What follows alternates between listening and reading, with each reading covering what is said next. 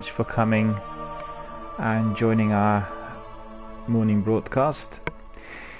Today we are going to be playing one of the most popular first-person shooter video games. Obviously this is Destiny, and you will be familiar with its popularity and basically playability and everything else which was created on social networking forums. If we talk about Destiny, we cannot really separate ourselves from the game developer, Bungie Incorporated. So in this brief introduction, I will talk a bit about Bungie first, and then we will have a look at Destiny and everything else that evolved since the project was originally conceived.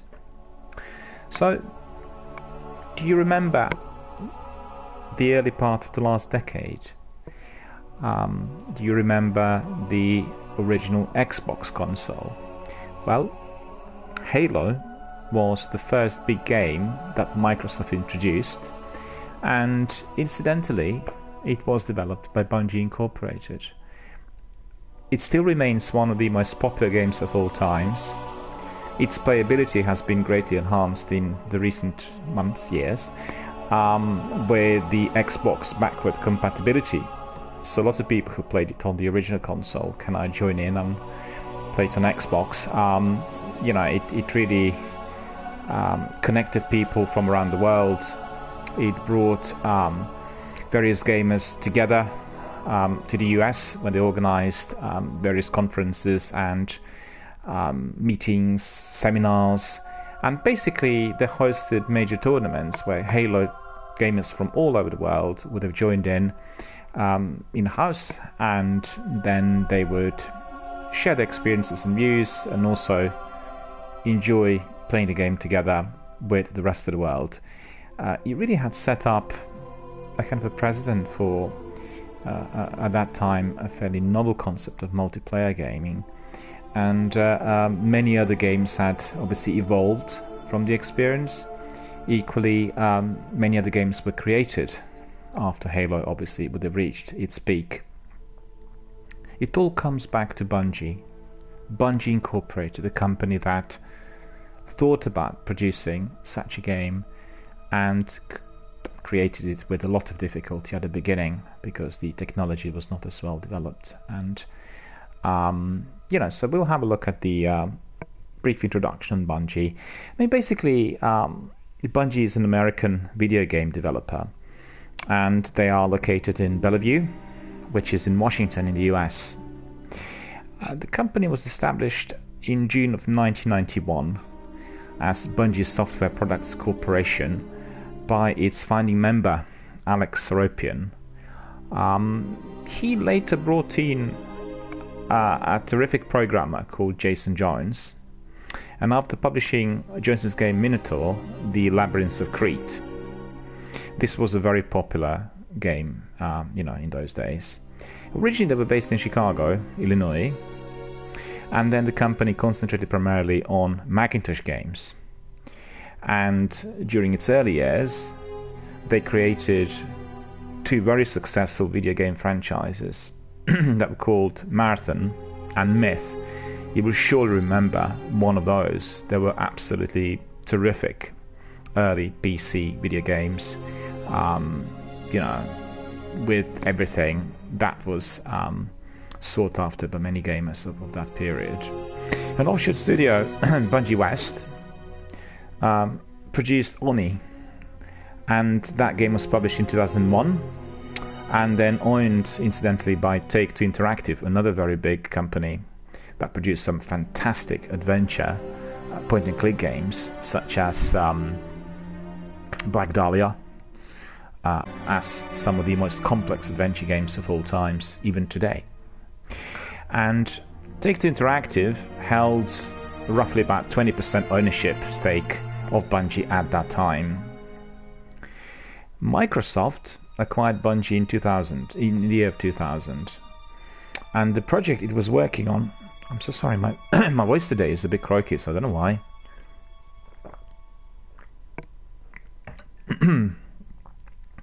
And the project it was working on was repurposed into a launch title for a brand new Microsoft's Xbox console.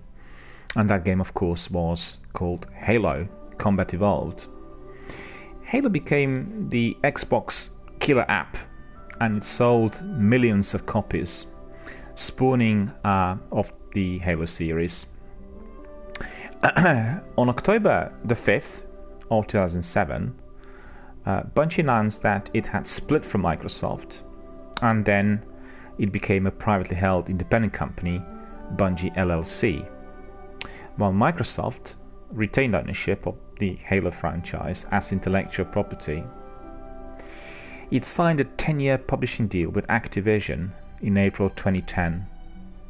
And really, the reason as to why this is significant is that their first brainchild after that incorporation was the 2014 first-person shooter Destiny, the game we are about to play. And the game was very successful, but somewhat divided the gaming community, and we will discuss that in depth later on. Destiny, the game, was followed up by its sequel, which is Destiny 2, about 3 years later in 2017. Among Bungie's side projects is Bungie.net, and that's the company's website, which includes company information, forums, stats tracking, and integration with many of its games. Bungie.net serves as the platform from which Bungie sells company-related merchandise out of the Bungie store, and then runs other projects, which include Bungie Aerospace, and that's the charitable organization for the Bungie Foundation, podcast, and online publications about game topics. The company is known for its informal and very dedicated workplace culture.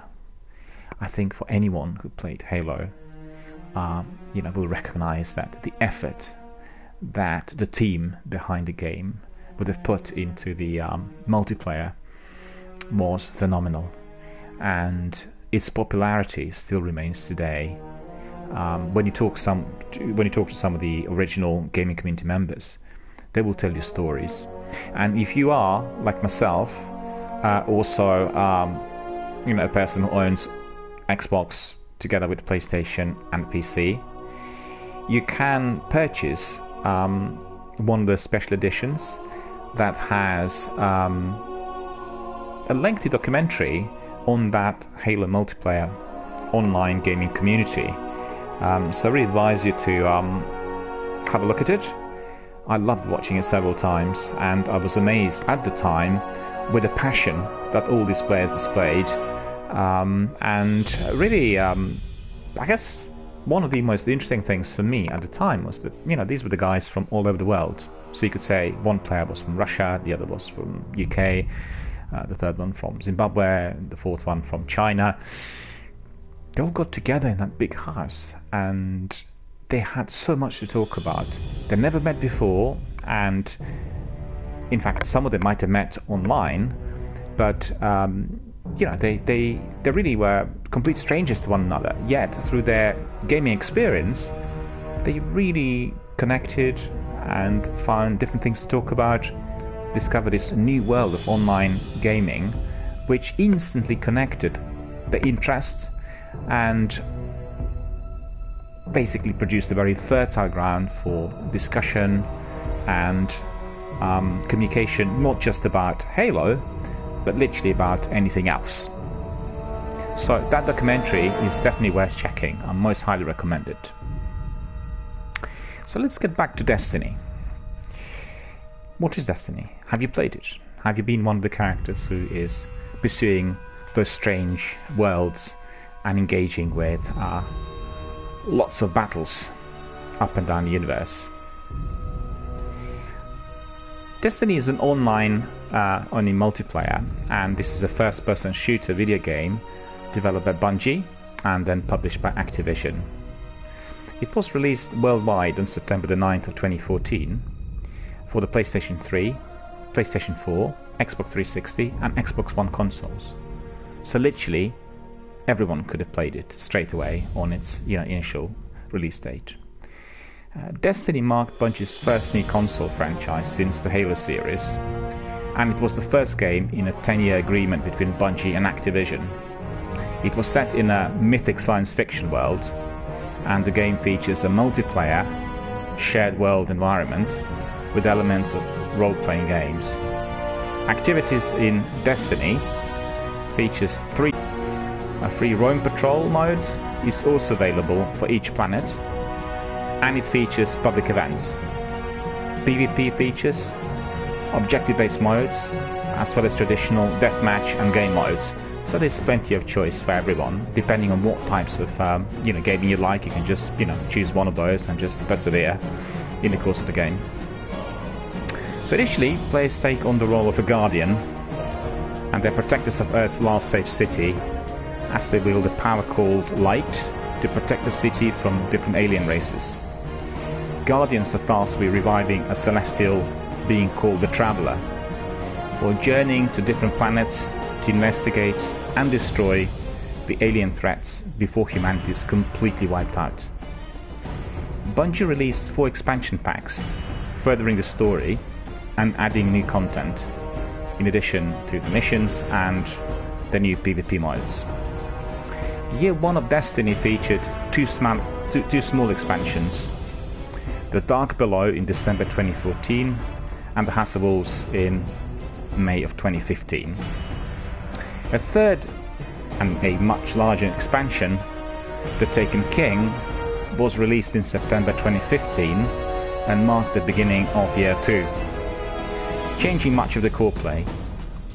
The base game and the first 3 expansions were packaged into Destiny The Taken King Legendary Edition, so any of you who purchased the Legendary Edition obviously will recognize that it was one of the best products of that era. Another large expansion called Rise of Iron was released in September 2016, beginning Year 3. So Rise of Iron was only released for the PlayStation 4 and Xbox One. PlayStation 3 and Xbox 360 clients subsequently stopped receiving content updates, which really wasn't particularly good. The base game and all 4 expansions were packaged into Destiny The Collection, comprising literally every one of those sections. And the full sequel, Destiny 2, was released in September 2017. So upon its release, Destiny received fairly mixed to positive reviews, and a lot of criticism was centered mostly around the game's storyline and then its post-campaign content. The game was praised for maintaining lineage from the Halo franchise, particularly in regards to its competitive experiences. So really the initial feedback was positive in terms of its competitiveness and the battles that people fought. On day 1 of its release, it sold over $500 million at retail, making it the biggest new franchise launch of all time. It was Games Radar's 2014 Game of the Year, and it also received the BAFTA Award for the best game at the 2014 British Academy Games Awards. I'm receiving some messages here. I'm so sorry I wasn't able to respond straight away, because obviously I've prepared a bit of introduction on Destiny. Lego Slayer Boy is asking me, what do you play on? This time I'll be playing on PlayStation 4 console, and the edition I'll be playing is called Destiny The Collection. It contains all the other DLC and add-on content, but we'll start from scratch. We'll basically build a character and then start the game literally from the very beginning, so it's going to be a lot of fun. He asked me something else. Let's have a look.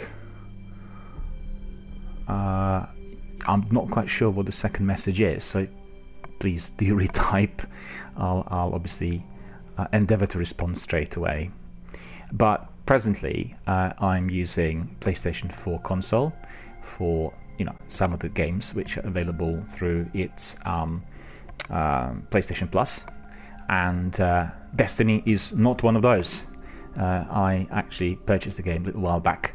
However, if you are a PlayStation 4 owner, definitely subscribe to PlayStation Plus, because in the course of this month you can get Destiny 2 with some add-ons for free, and that is obviously of tremendous advantage to anybody who is a great Bungie / Destiny fan. Yeah, that's right. I mean, you know, it's always the best to have all consoles and your PC, and then you can basically you know, play various games on, you know, different bits of equipment that you've got. That always is the best. I mean, you obviously will be familiar with Steam and the abundance of games it has to offer for anyone who's a hardcore PC gamer. I mean, I've been loving it already for a number of years, and I'm just astonished by the quantity of new titles that no one's ever heard of, like small indie games and, you know, obscure titles. But you really sometimes discover you know, a true treasure amongst those games on offer, and I really highly recommend everyone to be browsing and exploring and finding out, you know, new games and new titles for himself and herself. So let's get back to Destiny. Just very briefly to look at the gameplay. Destiny's style has been described as a first-person shooter that incorporates role-playing and MMO elements. But actually, Bungie, the developer, provided a different description, and they sort of avoided describing it as a traditional MMO game.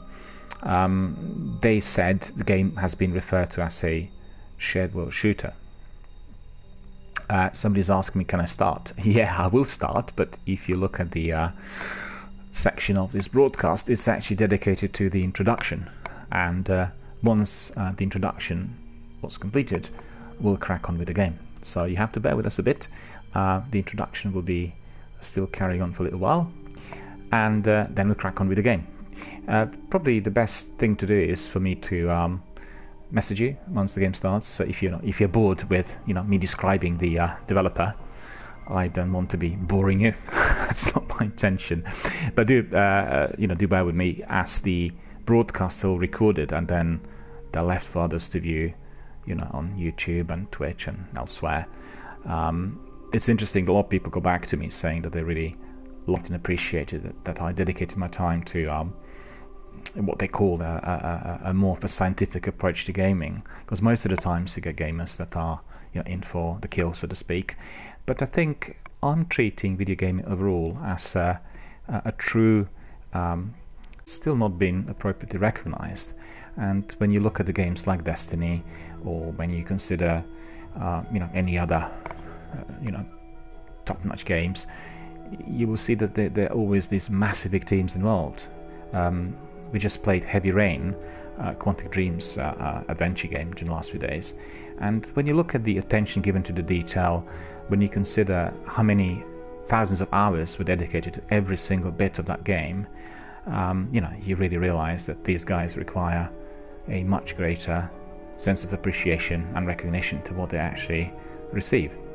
And the scientific approach to video gaming is something that will be, I suspect, evolving over the next decade, once the community recognizes that the traditional forms of art, such as paintings and music and graphic design, are already well incorporated into this medium, which is both formidable and phenomenal. And as we could see during the last few years, we are progressing towards the stages where we have this open world gaming, and, you know, open world gaming online, where the games which previously would have been ending after about 20 or 30 hours become really almost like an open world where you can live as long as you like and play them indefinitely, which obviously you know, provides you with a tremendous number of opportunities to explore those worlds, to meet the new characters, to in some instances build your own world within it, and just thoroughly enjoy it. Coming back to Destiny, I drifted off a bit, I apologize, but I had a few questions coming in. Yeah, so basically, rather than players being able to communicate with all other players in the game or on a particular server, Destiny includes on-the-fly matchmaking that allows players to communicate with only with other players with whom they are matched by the game. And to communicate with the players in the game world, these players must use their respective console's messaging system. So it's non-intrusive and therefore very, very accessible. Time-limited events and modes are also occasionally added in the game or featured in the game. So activities in Destiny are divided among player versus environment and player versus player. So you got PvE and PvP game types across the Cosmodrome and the Plague Lands, added with Rise of Iron on Earth, its moon, Venus and Mars.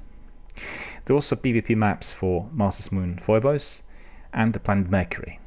The social space on Mercury was added with the House of Wolves expansion, but it does require players to go undefeated in the Trials of Osiris Crucible mode in order to access it.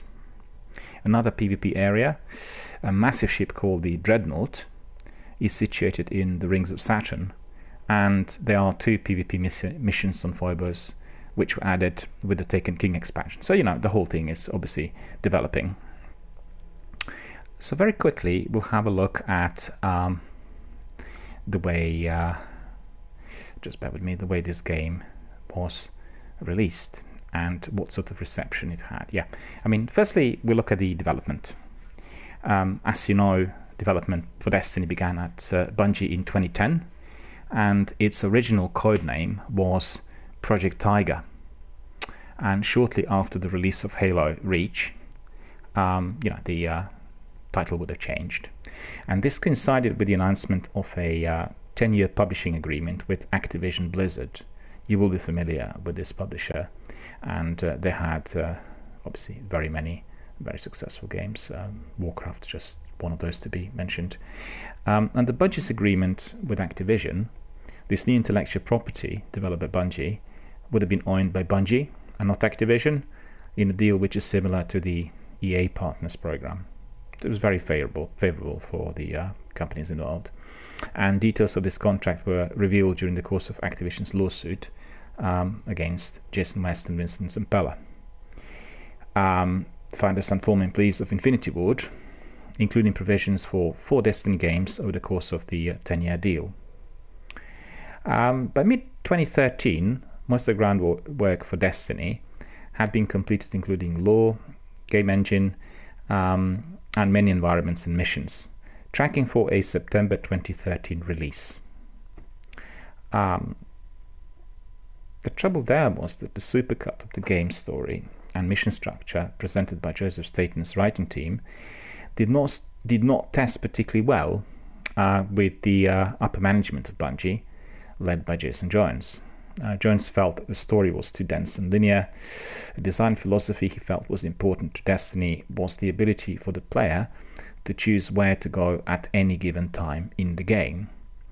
As a result, the entire mission progression of the game was rebuilt, and that was between mid-2013 and the game's launch in September 2014, really shifting away from a structure that quickly introduced the 4 major environments. And those were Earth, the Moon, Venus, and Mars.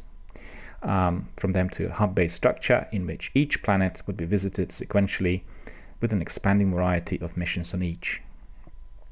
Existing missions were spliced and rearranged to fit this new paradigm, and they included dialogue and cinematics. So Staten decided to leave the company amidst this reboot that this would not be announced until September 2013. So to cement the new framework, Jones developed a direct interface that exists in the shipping version of the game, from which planets and missions can be selected. He also established the Iron Bar, which is a series of executive meetings which would oversee the massive project's restructuring. It's very complicated, and this also involved rescoping the project to be more focused in areas such as the High Fortress Dreadnought, an Earth location, which was called the European Dread Zone, and Osiris Temple on Mercury. All of those were cut and would later return in future installments. The restructuring also required an internal delay of the release date, first from September 2013 to March 2014, and again to its actual release of 9th September 2014. With Satan's departure, the writing team he had built at Bungie for the Halo series was left leaderless and isolated.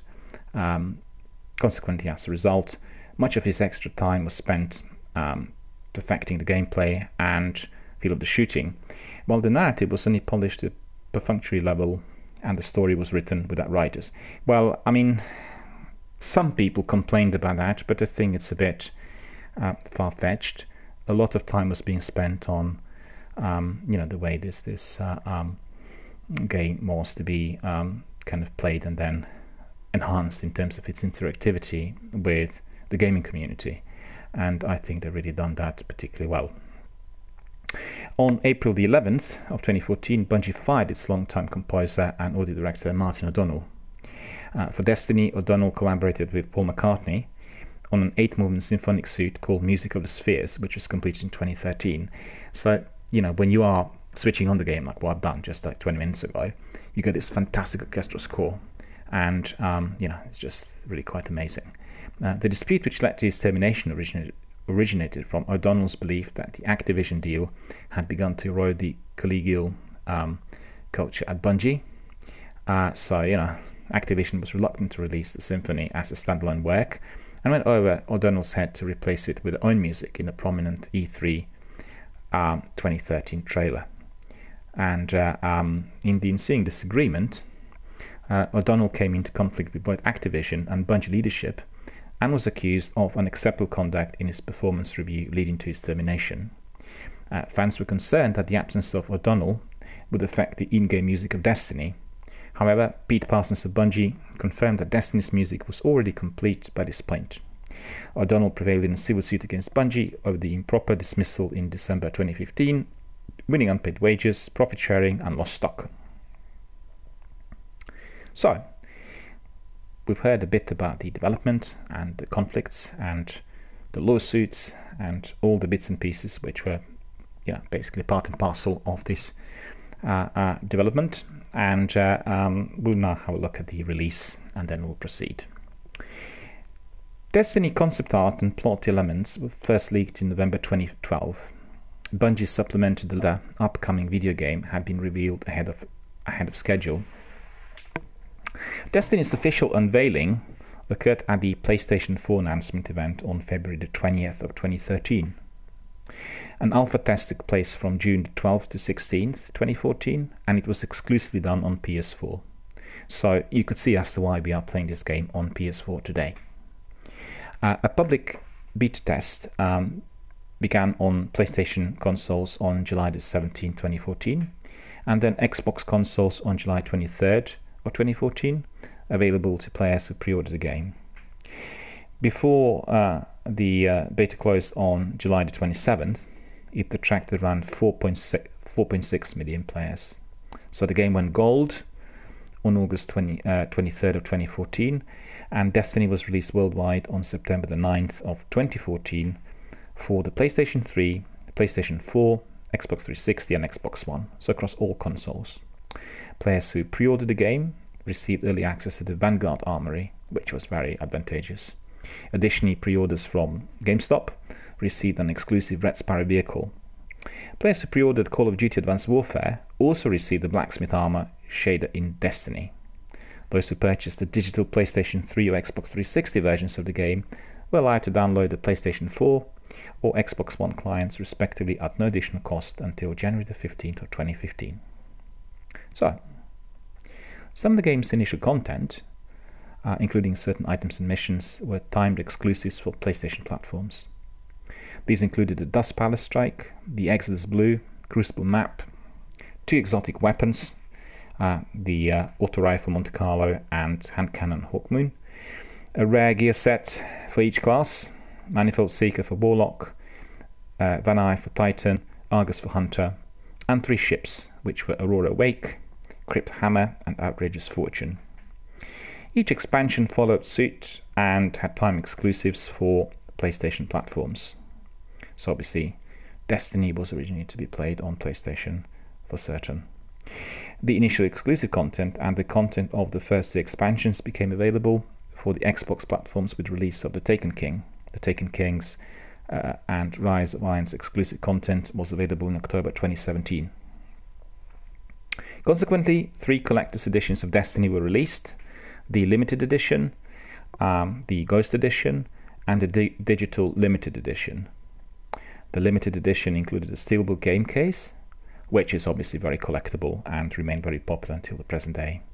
The Arms and Armament Field Guide, postcards from the Golden Age, antique star chart and in-game content, an exclusive Ghost Shell ship character emblem, and the Destiny expansion pass. So you could see for the hardcore gamers there were plenty of collectibles thrown in, and they've been greatly appreciated literally throughout. The Ghost edition included everything in the limited edition, as well as a motion activated replica Ghost with lights and the voice of Peter Dinklage, and a set of fighters and stickers. The digital limited edition included Destiny and the in-game content included in the physical collector's editions. I mean, we love that, us the gamers, we love all these bits and pieces thrown in, be it steelbooks or additional booklets, with lots of different images from the game, and in some cases obviously figurines, which are highly collectible and most popular. A PS4 bundle was also available at that time, which included 500 gigabytes Glacier with PS4 and a copy of Destiny. In fact, I recently received also one of those a copy of Destiny the collection, so that was a part and parcel of that initial release. With the release of The Taken King, the 2 new retail versions of Destiny, the Legendary Edition and the Collector's Edition, were also released alongside The Taken King, and both included a copy of the game, all Year 1 DLC, and The Taken King. A digital Collector's Edition was also available. Year 1 players received commemorative items when purchasing The Taken King, and a new PS4 bundle was also available. And it included a limited edition white 500 gigabytes PS4 with Destiny artwork on the face of the console, the Legendary Edition of The Taken King, and all bonus content from the Legendary and Digital Collector's Editions. Regrettably, I do not possess that console, but obviously it is a highly treasured piece of equipment. Players who purchased The Taken King also received an item called Spark of Light, which boosted 1 new character to level 25, the minimum level needed to play The Taken King's content. With the release of Rise of Iron, a new retail version of Destiny was also released alongside the expansion called Destiny the Collection. It includes a copy of the game and all DLC up to and including Rise of Iron. Like The Taken King, players who purchased Rise of Iron received an item called Spark of Light, although this one boosts 1 new character to level 40, which is the minimum level needed to play Rise of Iron's content. Right, so we've seen how everything developed and what really was brought out during the release months. And let's just have a look very briefly at the reception and what people had said and what the sales were like, and then we will conclude, and then we will play Destiny literally from scratch. When released, Destiny received mixed to positive critical reception. Aggregating review website Metacritic gave the Xbox One version 75 of 100 based on 11 reviews, whilst the PlayStation 4 version gave it 76 of 100 based on 95 reviews. Bungie halted pre-release reviews, stating that they felt the game should be graded only when its social aspects were operative and populated with thousands of gamers in order to give a proper assessment. And you know what? I couldn't agree more with them, because I'm fed up with all these pre-release reviews which are based on a kind of journalism which we call copy and paste. It's conspicuous, particularly if you are accessing social networking forums, whether certain people would have even played the game or watched the film or watched a television program which was to be reviewed, because all of them seem to be saying exactly the same thing. The process of reviewing is based on, first of all, the opinions which have to be diverse. So if you have 20 or 30 people viewing a particular film or reviewing a game, the views need to be different, and the experience needs to be based on their own subjective experience. So, it's questionable, and obviously Bungie intervened, and I think this was fully justified. GameSpot described the game as a multiplayer shooter and that cobbles together elements of massively multiplayer games but overlooks the lessons developers of such games learned many years ago. However, the game's competitive multiplayer modes were praised for carrying on Bungie's expertise from the Halo franchise with well-designed maps. And, overall, we could say that some of the online magazines were divisive in their initial reviews. They liked the action sequences, but they did have some concerns about the storyline. One way or the other, once we start playing the game, we'll actually base our own judgment on our own experience, and I think that's the way it needs to be with every game. So, despite the criticism, the game received the title of the Game of the Year from the Games Radar, and also it won the BAFTA Award for Best Game at the British Academy Video Games Awards. So obviously these were the prestigious prizes won. And at the 2014 National Academy of Video Game Trade Reviewers, the game won Original Dramatic Score, New IP and Control Precision, and was also nominated for Game Design, Control Design, Character Design and Art Direction. Let's have a look at the sales right at the end. Obviously, receiving such divisive reports initially was of great concern to Bungie. But on September the 10th, of 2014, Activision claimed that Destiny was the most successful new gaming franchise launch, as the game shipped more than $500 million worth to retail stores and first parties worldwide. And as of September 17, 2014, there have been over 11 million gameplay sessions within North America. It was also the biggest software launch for the PlayStation 4 since holiday of 2013.